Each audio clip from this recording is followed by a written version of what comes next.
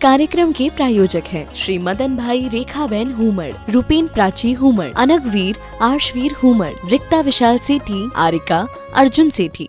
अभी हम जब इन चारों पंक्तियों के विशद अर्थ को समझेंगे तब हमें लगेगा कि आचार्य पूज्यपाद स्वामी ने हमारे लिए सुख और शांति का जो रास्ता बताया है वो तो अद्भुत है और सरल भी है। जिस रास्ते पर बड़ी सरलता से चलकर उस शांति को पा सकते हैं, जिस शांति को पाने का हमने सपना सजो रखा है। आचार्य महाराज कहते हैं, जिस प्रकार क्रोध को प्राप्त आशी विष अर्थात दाणों में विष वाले सांप का विष वेग से शरीर में फैलता है, कोबरा जिसे कहते हैं, ऐसा सांप है वह जिसे आपने साक्षात भले ना देखा हो लेकिन टीवी में, पिक्चरों में,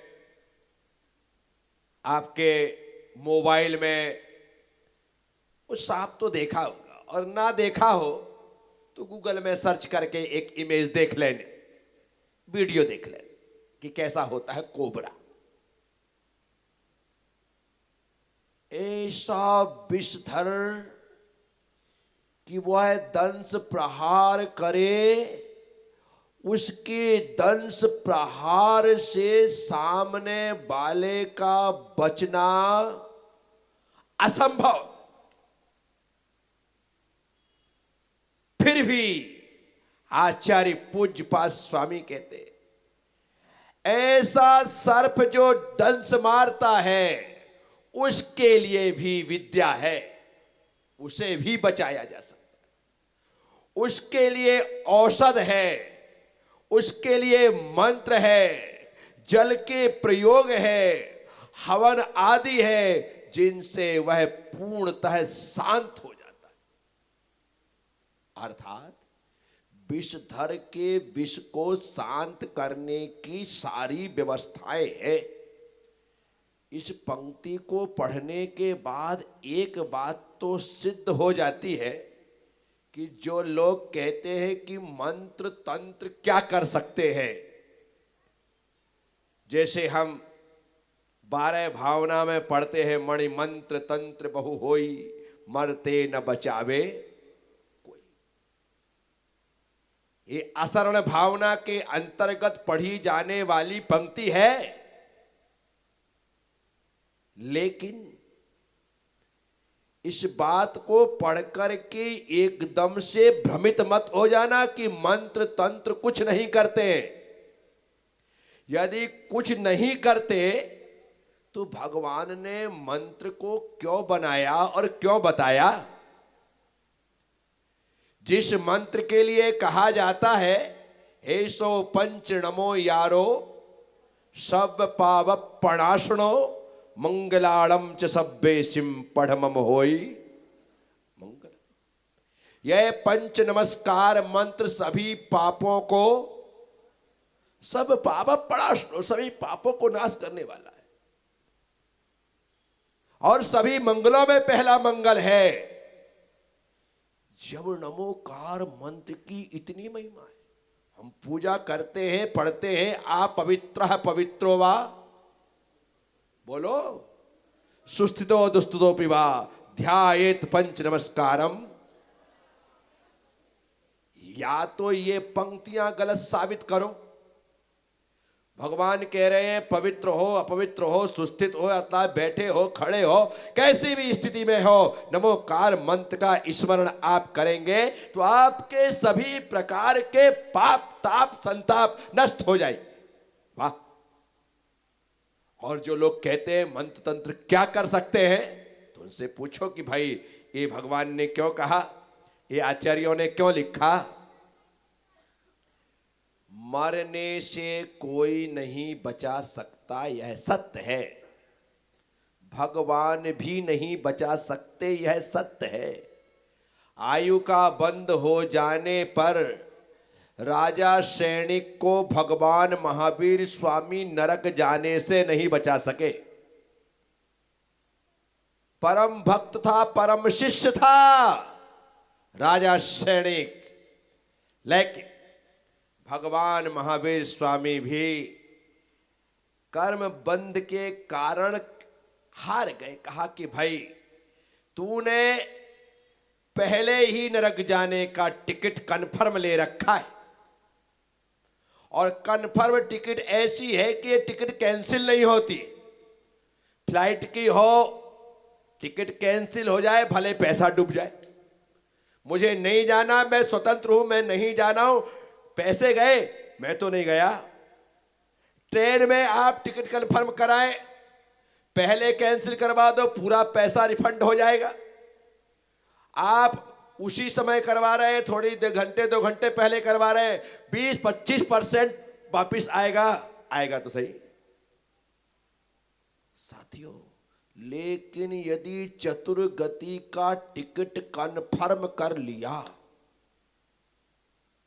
क्या चतुर्गति का टिकट नरक का, त्रियंच का, मनुष्य का या देव का, 4 ही गतियां हैं, और किसी भी गति का टिकट यदि कन्फर्म हो गया अर्थात आपने आयु का बंध कर लिया,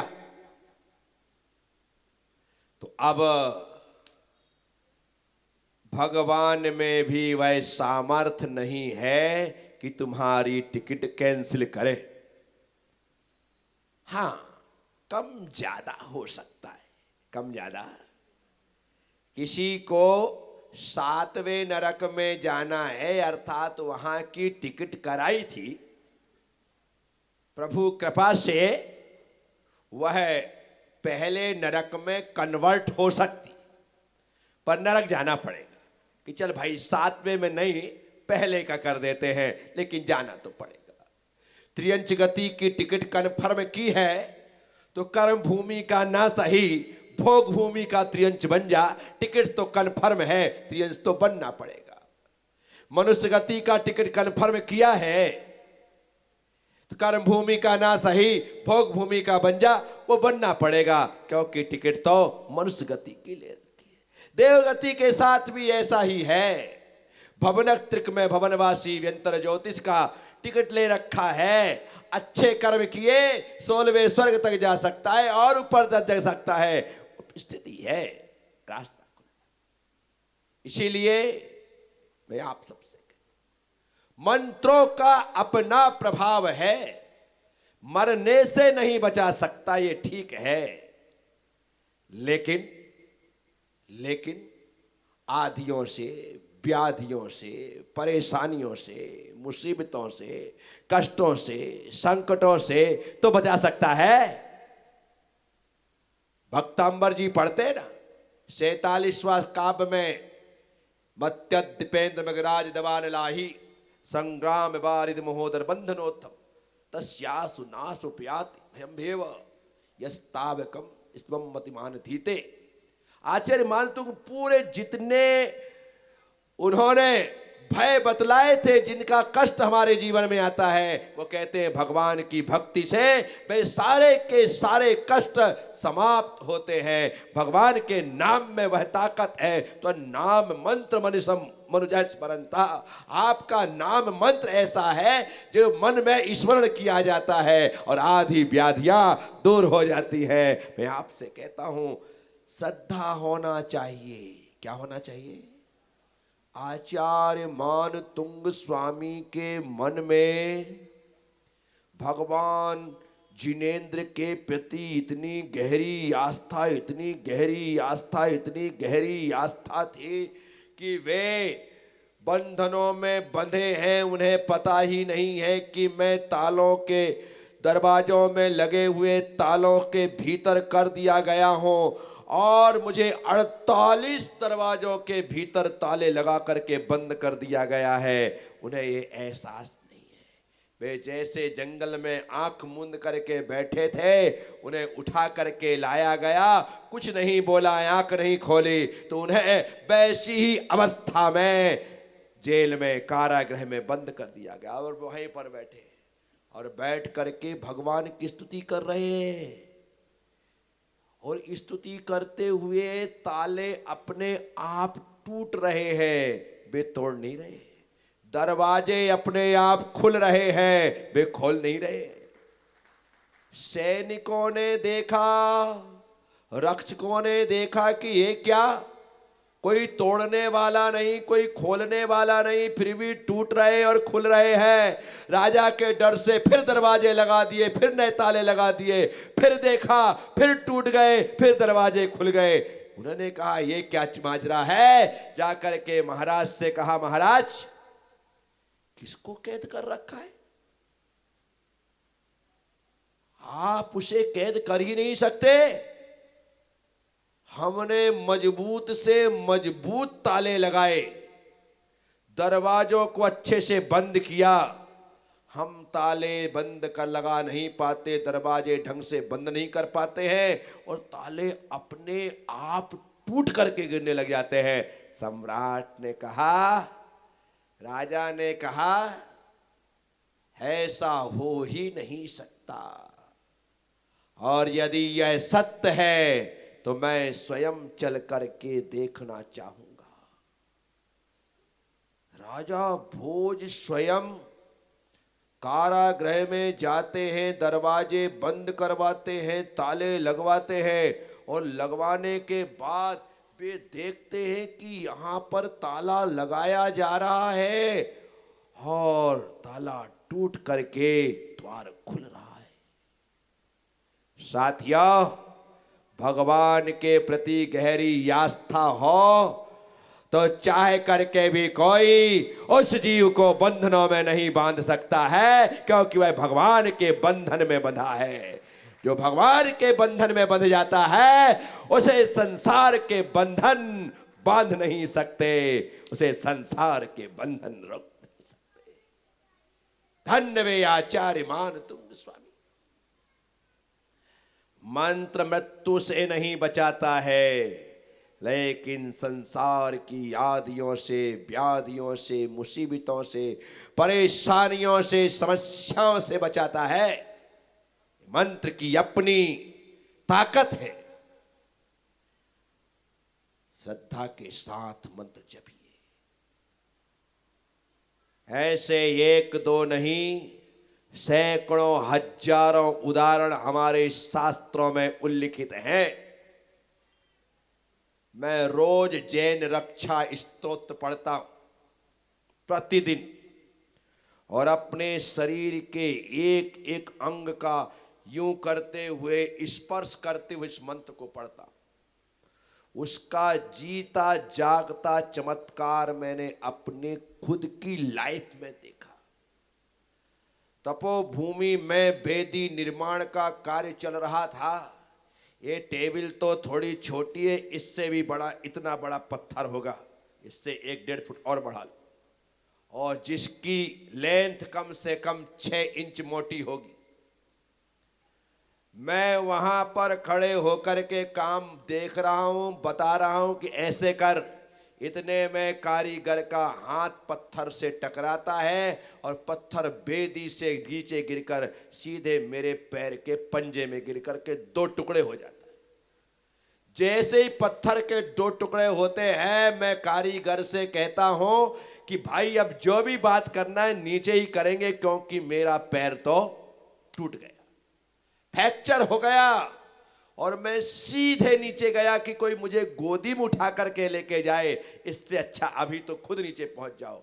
मैं नीचे गया, यहां पर बात फिट है कि मेरा पैर टूट गया। हल्की सी सूजन भी आ गई। मैंने दिनेश जी सुपर फार्मा से कहा कि एक काम करो, एक्सरा करा दो, पोर्टेबल मशीन एक्सरे की मंगाओ और एक्सरा कराओ, क्योंकि पैर तो टूट गया। पत्थर टूट गया तो पैर क्यों नहीं टूटेगा? और वो भी पत्थर कोई सामान्य होता तो समझ में आता। एक्स्ट्रा मशीन आई, पैर का एक्स्ट्रा लिया, ले जाने के बाद जब रिपोर्ट आई तो पैर के टूटने की खबर उसमें थी ही नहीं। मेरा पैर एकदम महफूज और सुरक्षित, बिल्कुल कुछ भी, इतना सा भी कि भाई बाल बराबर क्रैक आ जाता, मांस फट जाता, नस फट जाता, कुछ भी नहीं हुआ। रत्ती भर मुझे कुछ समझ में नहीं आया कि हुआ कैसे। बाद में मुझे लगा कि मैं रोज सिर से लेकर के पैर तक जो रक्षा स्तोत्र पढ़ के हाथ लगाता हूं तो निश्चित तौर पर उस दिन के लिए मेरा ये पूरा शरीर वज्र का हो जाता है, मंत्र से रक्षित, अभिमंत्रित हो जाता है। मैं सबसे कहता हूं मंत्रों का प्रयोग किया करो, श्रद्धा के साथ उनका जप किया करो, 100% वो काम करते, लेकिन श्रद्धा होना चाहिए। साथियों, यहां पर आचार्य पूज्यपाद स्वामी जो कह रहे विद्या वैसज मंत्र तो यह हवनैर, चाहे विद्या हो या औषधि हो या मंत्र हो या जल हो या हवन हो, ये सभी की सभी क्रियाएं हमें मृत्यु से नहीं बचाती हैं, लेकिन संसार की आधियों से व्याधियों से बचाती हैं। ये आचार्य पूज्यपाद स्वामी का कथन है, प्रज्ञा सागर का नहीं। आचार्य स्वयं कह रहे हैं हवन से पूर्णतः शांत हो जाता है, वैसे ही अहो यह आश्चर्यजनक है कि आपके चरण रूपी लाल कमलों के युगल की स्तुति करने को उत्कंठित होने मात्र से, अभी स्तुति की नहीं है, मुझे भगवान की स्तुति करना है, मुझे भगवान की स्तुति करना चाहिए और उसके लिए वह उत्कंठित हो रहा है। सिर्फ उत्कंठित हो रहा है कि मुझे स्तुति करना है, भाई बस मैं भगवान की भक्ति कर लूं, मैं भगवान की पूजा कर लूं, मैं भगवान की सेवा कर लूं, मैं थोड़ा सा भगवान के नाम का स्मरण कर लूं, और ऐसा भाव लेकर के वह आनंदित है। आचार्य कहते हैं स्तुति की उत्कंठा मात्र होने से मानवों के, मनुष्यों के विघ्न तथा काया को हानि पहुंचाने वाले रोग अनायास शांत हो जाते हैं, अपने आप वे समाप्त हो जाते हैं। इस कार्यक्रम के प्रायोजक हैं श्री मदन भाई रेखाबेन हुमड़, रूपेन प्राची हुमड़, अनगवीर आर्शवीर हुमड़, रिक्ता विशाल सेठी, आरिका अर्जुन सेठी।